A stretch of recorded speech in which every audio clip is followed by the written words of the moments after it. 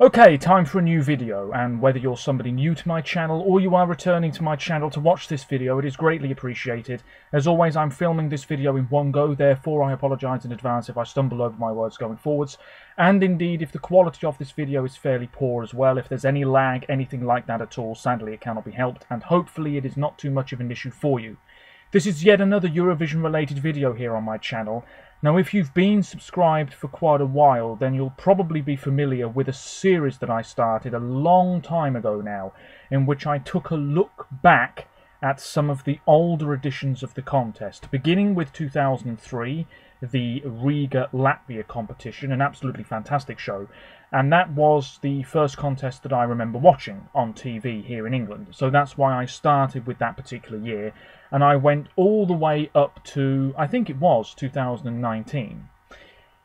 I have decided, fairly recently, to sort of restart that series a little bit, but go even further back in time. Now, how far back, I don't know, and these videos won't be too frequent, but it makes sense to start from where I left off, if you see what I mean. So I started with 2003, so I'm going backwards in time, so 2002 is next, and that is what this video is going to be about. Before I get into the 2002 contest, I do want to say that I have a few other videos planned regarding Eurovision 2021, which of course finished a few weeks ago. I'll be taking a look in a bit more depth at the jury marks, particularly comparing Italy, who won, and the UK, who finished last with a big fat 0. And then I'll also be filming a video at some point talking about Eurovision 2022, because we do have a few bits and pieces and a bit of news coming out regarding the contest next May. So, 2002, this is the CD to begin with, which I think I've shown in the past, the sort of bog standard Eurovision logo here, and I bought this online, second hand, probably about 3 or 4 years ago. Now it's got all of the songs on it, 24 of them. I'll open it up and just show you the disc, which is blue, and we've got the booklet as well. The 2002 contest, I suppose, really thinking about it, it's one of the weakest contests of the century so far. 2001 was perhaps even weaker, so 2002 was a little bit of a step up, but still just not on par with some of the other contests we've had over the years. So you can see here, you've got, who is that? Marianne, who won for Latvia. That's her there. And you've also got Laura, who represented Finland, and Jessica Garlick, who represented the UK, and remarkably is still the highest placing Brit in a Eurovision this century so far. So that's the 2002 CD. Now I have information in front of me just to make sure I don't forget anything, and I must say it's been quite a long while since I listened to the 2002 songs. So if I stumble over my words, as I said earlier, if I do forget something important, I apologise about that. I do very briefly want to show you this, which is a very rare Eurovision item. It's not to do with 2002, but this is the 1999 Eurovision CD, the first attempt at a Eurovision Song Contest CD. It was made by IMP Records, I believe that's an Israeli company, and the story as to how I acquired this is really quite nice, and I'll be talking about it a bit more in a future video, but I am extremely grateful to the person in Israel who gave this to me. More on that soon. Anyway, 2002, because I'm starting to ramble. It was the 47th Eurovision Song Contest. Saturday the 25th of May was the date in question, and the relatively new build, Saku Suurhall, was the venue in question in Tallinn in Estonia, and it says right here it was the first time Estonia had hosted the contest 8 years after the country made its debut. It's worth saying Estonia did debut in 1994 in Dublin, but had many successful results, and then eventually won, and it was coming. The hosts, Anneli Piibo and Marko Matvere. Anneli is a mezzo-soprano musician. Marko is also an actor who I believe is in his 50s now, 53 years of age, and they did an alright job. What I remember is Annalie had quite a high-pitched sort of sing-song voice. But anyway, that's all there is to say about that. It's definitely a step down from the 2001 contest, because obviously in Copenhagen the year before it was at a football stadium, and it wasn't the best venue. If you sat right at the back you couldn't hear a thing, you couldn't see much either. The Saku Suurhall is much smaller. Eesti Laul is held there every year, and it was quite a small stage too, sort of a few raised platforms, a couple of screens that came down, and this sort of slightly curved wall behind the artists too. There was a little bit of a runway, which of course we still get now. 24 nations were involved, and because of course there was this relegation system back in the day, Iceland, Ireland, the Netherlands, Norway, Poland and Portugal were not involved, but Austria, Belgium, Cyprus, Finland, Macedonia, Romania and Switzerland came back. It says here, it was the first Eurovision held in a Baltic state country, in a former Soviet republic, and in a Finno-Ugric language-speaking country. So there you go. Estonia did a wonderful job, all things considered. I think they had some financial aid from Finland, perhaps from Russia as well, I can't quite recall. It says here it was the first and only time that Ireland and Norway were relegated from the contest. Latvia, who went on to win, weren't supposed to be involved, but because Portugal decided not to participate, Latvia stepped in as the next highest ranked nation in the system, and look what happened. Absolutely remarkable. Malta, the UK, Estonia and France rounded out the top 5. Malta achieved their best result in their Eurovision history until they bettered it in terms of points a few years later. Denmark finished last despite being one of the favourites.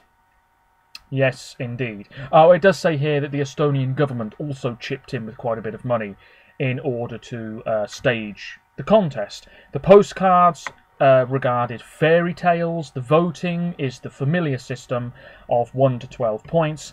There were a couple of returning artists. Let's go through the songs. Song 1, Cyprus, who also opened this year's grand final. This was a boy band who are still going now, I believe, called One.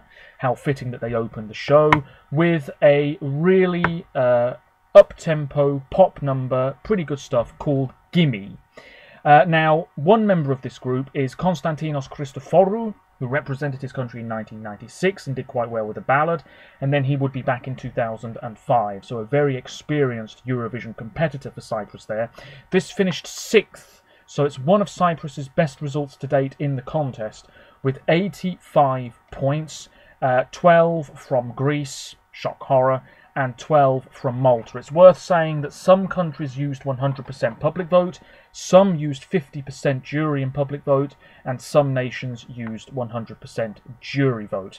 So yes, from what I recall, all of the members were in black. There was quite a bit of choreography, mainly a blue colour scheme to the lighting, and just, as I said, a really up-tempo, throbbing pop song to get things going.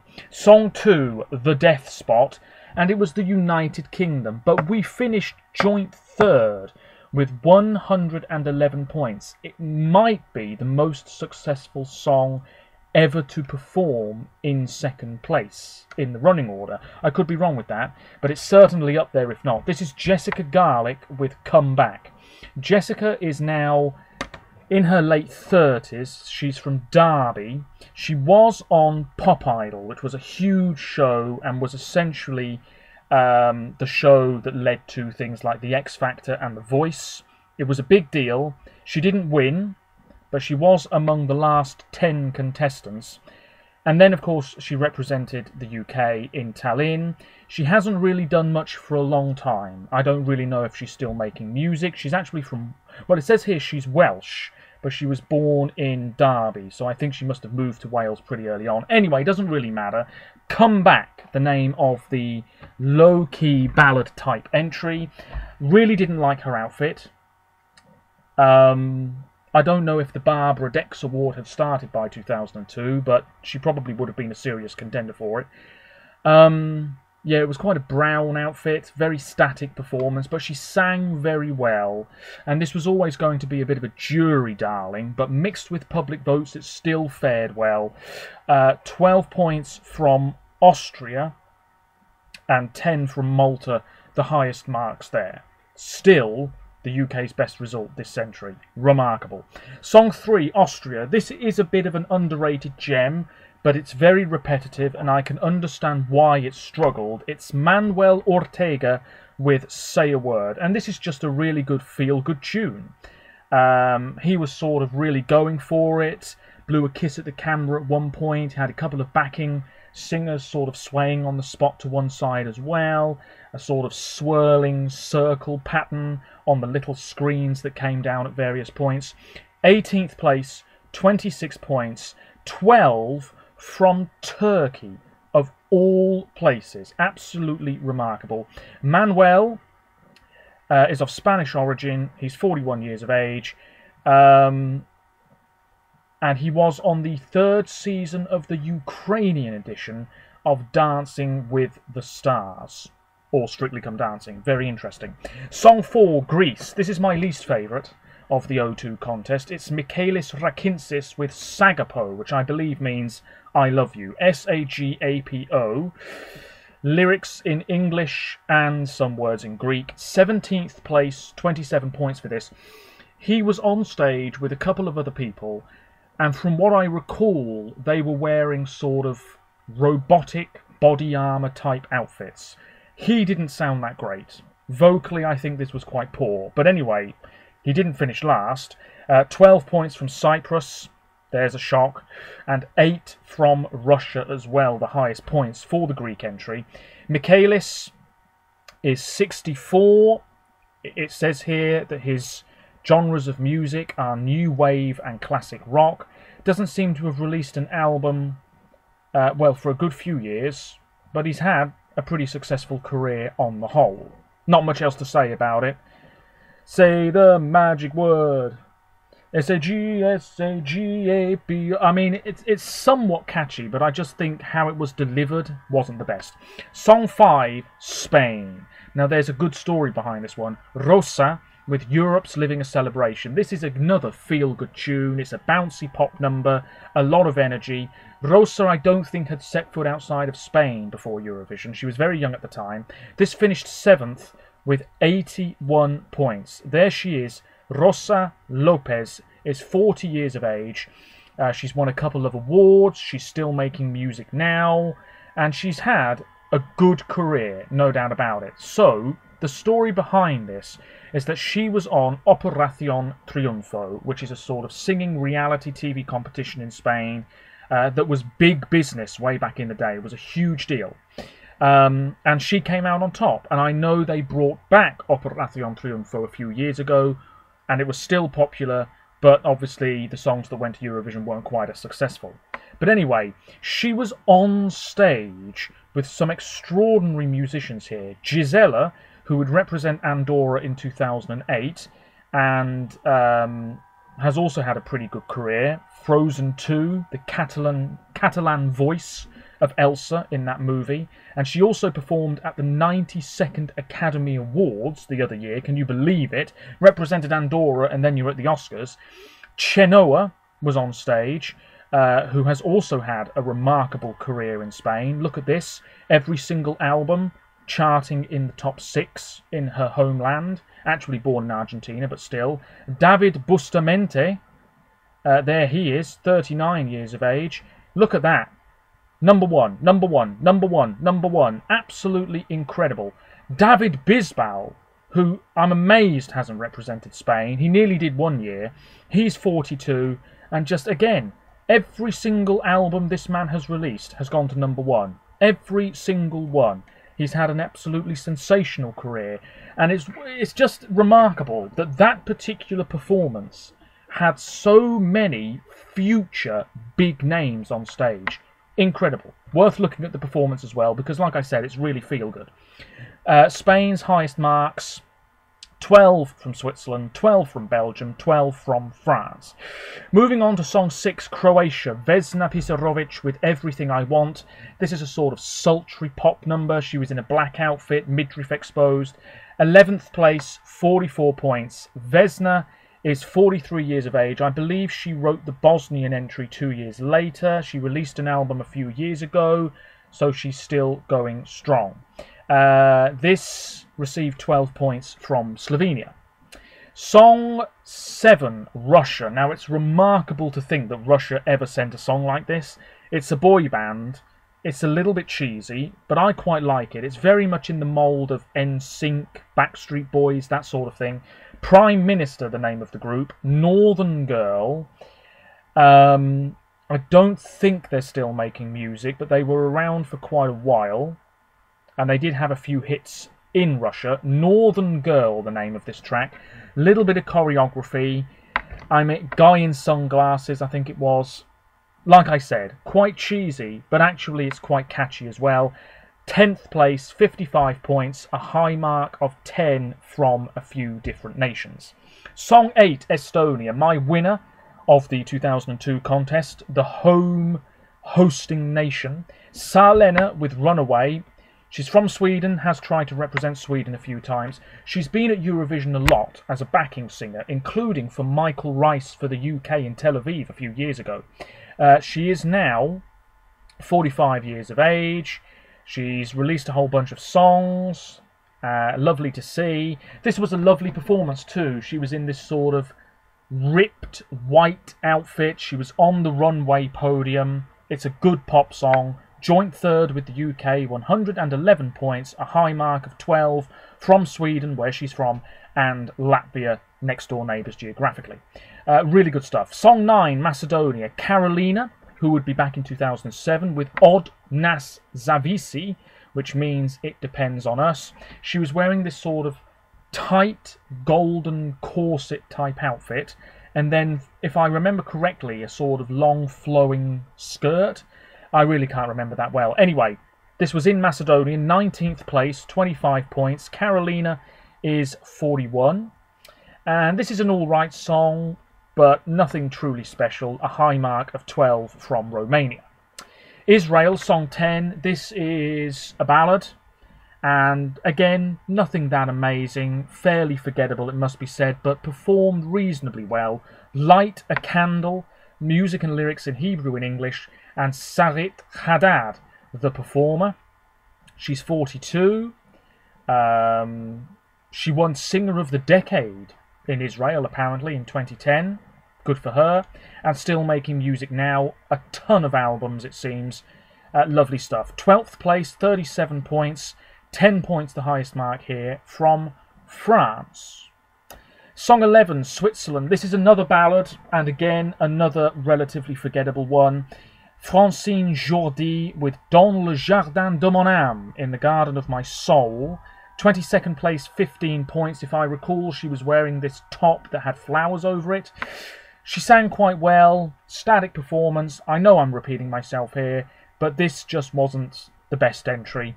And only a few countries gave it points. 5 points from Austria, the highest mark for that particular Swiss entry. Then we have Sweden. This was the first year that Melodifestivalen in Sweden had several shows and not just the final. Aphrodite came out on top with Never Let It Go, a sort of disco pop number. They were in shimmering silvery outfits. 8th place, 72 points. I've always found this to be a tiny bit overrated. I'm surprised it won Melfest. Mendes was there, who's still going strong, of course. Jan Johansson, who finished 3rd in the mid-90s, was involved. Brandsta City Slackers had a great song, dressed up as firemen. Terrific stuff. Anyway, Sweden had 12 points from Bosnia, 10 from Lithuania as well. It's a good song, but I don't think it's that amazing. The group consists of several women, including Gladys Del Pilar, who has been involved in Melfest a few times as a soloist as well. Not bad. Moving on, Finland. This is quite a happy tune. Again, a little bit disco, actually. Laura with Addicted to You. 20th place, 24 points, a high mark of 10 from Sweden. Now, Laura did appear in the 2007 contest as the Finnish spokesperson. She's 46. Her last album came out 2 years ago. Lovely stuff. She was wearing a sort of light blue top, white trousers, or white jeans. I can't quite remember. Plenty of energy in this one. Vocals were okay. But this was never really going to trouble the voters, shall we say. Then we have Denmark, song 14. 3 Scandinavian countries in a row here in the running order. This was Malene Mortensen with Tell Me Who You Are. This was one of the favourites to win. I'm surprised, because it's not that amazing. She was very nervous. She was moving about as though she wasn't very comfortable on the little runway podium in a red dress. And this is an okay, low-key song. Last place, 7 points, and 4 the highest mark from Israel. Not much else to say about it. I think she was quite young at the time.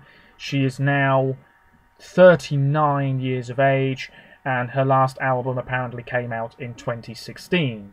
Although she also does jazz music, apparently. Lovely stuff. I'll have to check it out.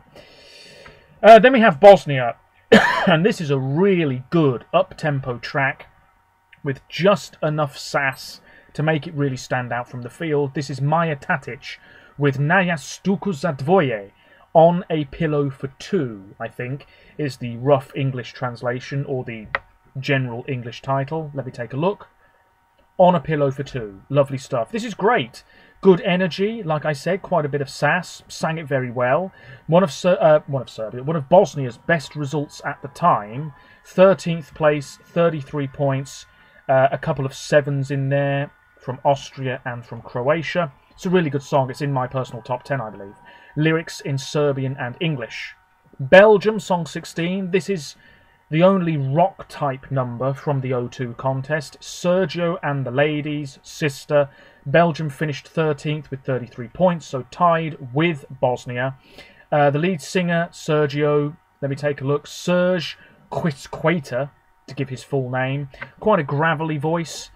He's hosted TV shows. He was on stage with the Ladies, 3 Dutch women to be precise. This is not bad, but nothing amazing. And as I said, mid-table in the end. Then we have France. Now, the previous year, France had a big ballad that did very well by Natasha Saint-Pierre. So a year later, they just did the same thing again. And did quite well again. 5th place, 104 points for Il Faut du Temps by Sandrine François. Great vocals. It translates as It Takes Time. And this is a sort of soaring ballad. Not much else to say about it. Terrific stuff.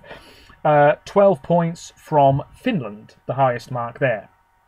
Then we have Germany. This was Corinna May, a blind musician, with I Can't Live Without Music. 21st place, 17 points, so a very poor result for Germany that year. 4 points, the highest mark I can see from Malta. Really not much to this. I think yellow was the main colour. She had a couple of backing singers on stage with her. And she had tried to represent Germany the year before, I think. 1999 it says here as well. She was disqualified, actually. And she tried in 2000. Last album seems to have been about a decade ago. And, yeah. The vocals weren't brilliant. The performance was extremely plain. And for what is a somewhat upbeat song, this should have stood out more from the field. But it didn't. Then we have Turkey. I really don't remember this too well, so I do apologise. This is Bukut Bengisu and Group Safir with Leylaklar Soldu Kalbinde, which translates as Lilacs Faded in Your Heart. Remarkable. Anyway, this finished 16th with 29 points. From what I recall of this song, it doesn't have much of a hook, but it was performed okay. I'm really not great at describing these songs, but there we are. Turkey had a high mark of 8 from Macedonia. Then we have Malta, the runner-up, and this is just so utterly charming, so sweet. Ira Losko, who would be back in 2016 in Stockholm, didn't do quite as well then. This song, 7th wonder, 2nd place, 164 points. And it really did come down to the last few countries voting, because it was backwards and forwards between Malta and Latvia. And I've got to be honest, I think the Maltese song is one that I'd rather listen to these days. Let me know your thoughts. Just so sweet. She blew glitter at the camera at one point. And yeah, this is just a summery, cutesy song. Ira is a big star in Malta. She's 39 now. She has been a judge on the X Factor Malta. She has a few children. I think she was pregnant when she was on stage in 2016. Lovely. She might well come back again at some point. I wouldn't be surprised. She has a great song with Michaela, who represented Malta in Tel Aviv a few years ago, called Cannonball. That's worth checking out. Really lovely stuff. Malta received 12 points from a whole bunch of countries, including the UK. Then we have Romania, song 21. This is quite a stern, serious ballad-type track. Monica Angel and Marcel Pavel with Tell Me Why. I don't think much of this. Monica is 50 years of age now, and I want to say that she tried to represent Romania in 1993 in the little pre-selection show they had. Kwalifikacja za Mill Street, I believe it was called. I could be wrong, but anyway, Marcel Pavel, very good singer, mainly does folk music, and he also dubbed the singing voice of Claude in The Hunchback of Notre Dame. There you go. But yeah, I don't think much of this track, but it finished 9th with 71 points, 12 from Russia, is that? Yes, and also Macedonia. Then we have Slovenia. Now this was a bit of a controversial entry. It's Sestra with Samo Ljubezen, performed in Slovenian, or Slovene, translates as Only Love. It was performed by a trio of transvestite men dressed as air flight attendants, and marked the first time an entire ensemble had performed at Eurovision in drag, sparking anti-gay protests in Slovenia, as well as debate in the Slovenian and European parliaments about the song and the public reaction. Absolutely extraordinary. The members of the group, I'm just going to take a look here, they are Tomasz, Damian and Strechko. I don't know if they're still performing. The last thing it says here is 2002, which is the year they were in Eurovision. But they've released an album or two. They've won a couple of awards. Good for them. Good for them. And this was a fun performance. You know, they were in those red flight attendant outfits. Vocals were okay. It's quite cheeky, quite playful. But this was by no means the worst song of the year. It also wasn't the best. 13th place, 33 points, tied with Bosnia, tied with Belgium, and a high mark of 8 from Croatia. I think obviously audiences these days, jury members hopefully these days, are a lot more accepting of acts in drag in the contest. I mean, Conchita won, of course. Then we have the winner, but I'll skip them for a moment and focus on Lithuania. Song 24, Aivaras with Happy You. This has got to be one of the weakest songs from the first few years of the contest this century. Vocally, it was really quite weak. The song itself, yeah, it's quite pleasant, but lyrically, not that strong at all. Happy You finished 23rd with 12 points, receiving a high mark of 6 from Latvia. Aivaras Stepjukonis was born in 1972. Says here that he studied in Liechtenstein, apparently. His last album was 11 years ago, according to what I can see in front of me. He was in a sort of jumper on stage, and I don't know, he didn't look terribly comfortable. It is what it is. The winning song then, Latvia. They debuted in 2000 and finished 3rd. Didn't do that well in 2001, and in 2002 won the whole thing. Mary N with I Wanna, 176 points, so winning by a margin of 12 points. This is an alright song. It's got that sort of Latin feel to it. On stage, she had a couple of people with her. She was wearing a white suit, and she stripped and ended up in this sort of orange dress at the end. And because of this gimmick, it stood out. People remembered it. People dished out points. And I believe when she performed it again after she won, she did it in reverse. I could be wrong, but I want to say she started in the dress and ended up in the suit. Really good stuff. It is quite an engaging performance, but it's not a classic winner. This song didn't chart very well across Europe. I think a lot of people forgot it quite quickly, and that just sums up the O2 contest. It's not a show that lives long in the memory, truth be told, even though Estonia did a great job hosting. Anyway, Mary N, who would co-host a year later, is 47 years of age, born in Riga, still making music now, although not for quite a few years. It says that she's living in France with her family, quite interesting. She has a law degree. She was a UNICEF Goodwill envoy to Latvia for a while, and she also performed in the Sound of Music musical, I assume in Latvia, in 2004. Anyway, it's a fine winner, but like I said, not an absolute gem of a Eurovision winner, if you see what I mean. That is it. Not much else to say. Not at all, really. There's a bit about the CD here, which I've held aloft in this video already. And of course, Latvia would host a year later in Riga, and we would have the UK with 0 points, and we would have a very, very close result in the end. And if you want to hear my thoughts on the 03 contest, there is a video up on my channel somewhere. Check it out if you so wish. What a big ramble that was. My voice is now hurting a little bit. Hopefully the quality of this video turned out okay. That's my thoughts on the 2002 contest. My personal top 3, I don't have the spreadsheet in front of me, but Estonia is my favourite, by some distance, it must be said. It never used to be, but it certainly has been for the past 5 or 6 years. Then Malta's my second, then I think Latvia is my number 3. My last is Greece, absolutely, who would also be my last place a year later.